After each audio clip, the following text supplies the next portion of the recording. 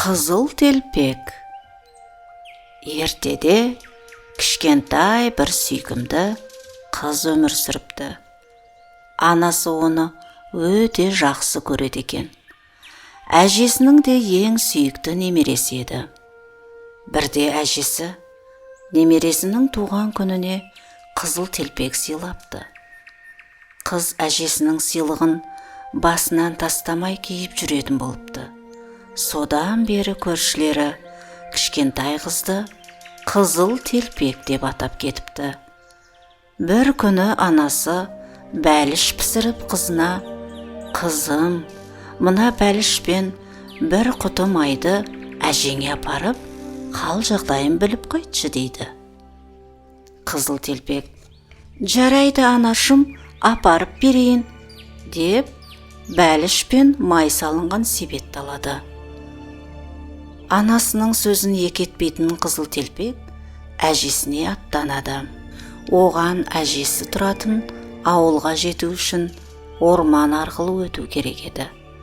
Қызыл телпек орманда жалғыз жүрудің қаншалықты қауіпті екенін білмеді. Сондықтан ол өлең айтып, гүл теріп, асықпай жүрді. Бір кезде орманның ішімен келе жатқан қыздың алдынан бір қасқыр шыға келеді. «Қызыл телпек, сен қайда барасың?» деп қасқыр сұрайды. «Мен әжемнің үйіне барамын.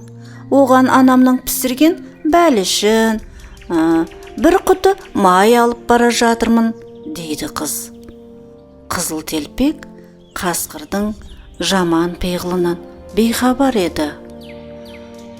«Ал әжең қайда тұрады?» деп қасқыр сұрайды. «Әжем бе? Ол орманның ар жағындағы ауылда. Ауыл шетіндегі диірменнің жанында. Диірменнің жанындағы бірінші үйде тұрады» деп қызыл телпек қасқырға әжесінің тұратын жерін дәл айтып береді. Бұл кезде жақын маңда отыншылар ағаш кесіп жатқан болатын. Қасқыр сол отыншылардың даусын естіп қызға тиіспейді. Қызыл телпектің әжесінің тұратын жерін біліп алған ол алдымен әжесін жемек болады. «Жарайды, мен де сенімен бірге сол ауылға барып, әжеңнің жағдайын сұрап қайтайын.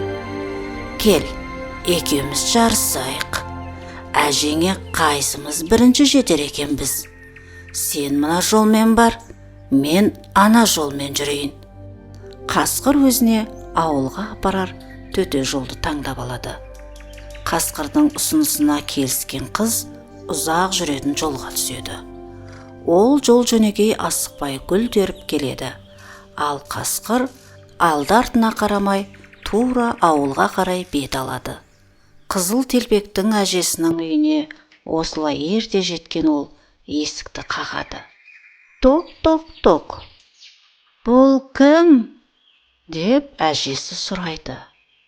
Қасқыр дауысын жіңішкертіп: «Әже, бұл мен ғой, немере қызың қызыл телпек. Мен сізге қонаққа келдім. Анамның пісірген бәлішімен бір құты майын ала келдім» дейді. Бұл кезде ауырып төсек тартып жатқан әже шынымен немересі келген екен деп ойлап: «Айналайын қызым, тұтқаның жанындағы жіпті тартсаң есік ашылады» дейді дауыстап. Қасқыр жіпті тартып қалады. Сол кезде есік ашылады. 3 күн аш жүрген қасқыр баса көктеп кіріп келеді. Ашқарақтанып бірден әжейді бас салады да бүтіндей жұта салады.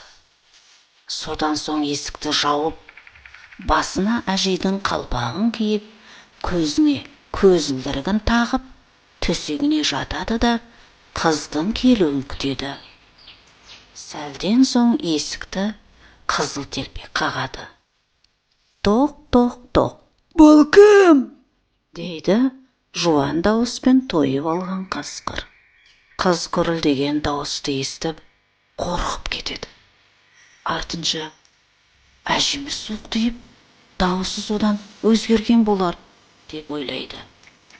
Бұл мен, сіздің немереңіз, Қызыл Телпекпін.